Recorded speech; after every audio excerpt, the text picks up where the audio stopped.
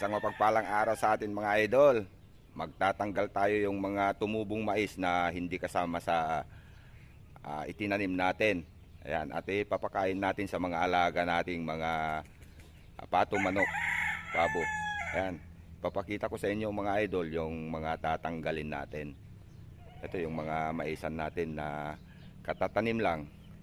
Kaya bago tayo mag-abuno, tatanggalin na natin ang mga extra, yung mga tumubo lang.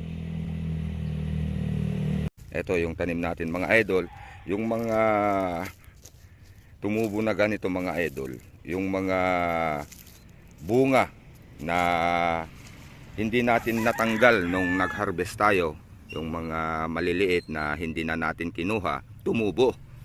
Kaya tatanggalin natin mga idol, at ito'y napakaganda na ipakain sa ating mga alaga, mga hayop.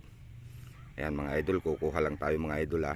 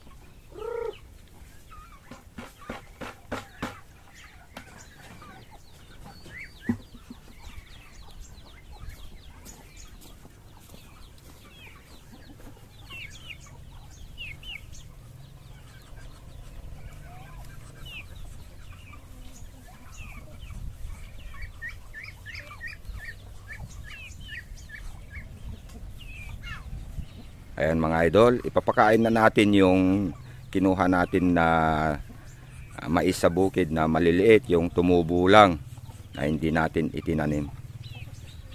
Ayan. Maganda para sa kanila yan, organic.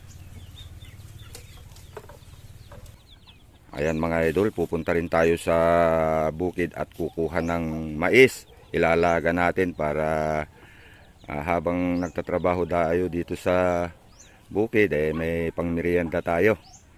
Ayan, dahil nagpapatubig tayo dun sa bukid mga idol. Ayan.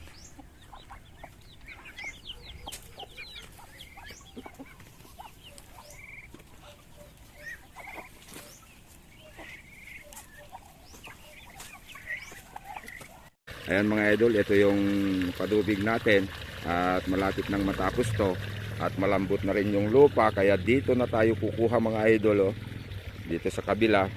At may bibili din dito sa kapitbahay namin ng isang lutuan daw, 300 pesos. Kaya sasama natin dun sa kukunin natin mga idol.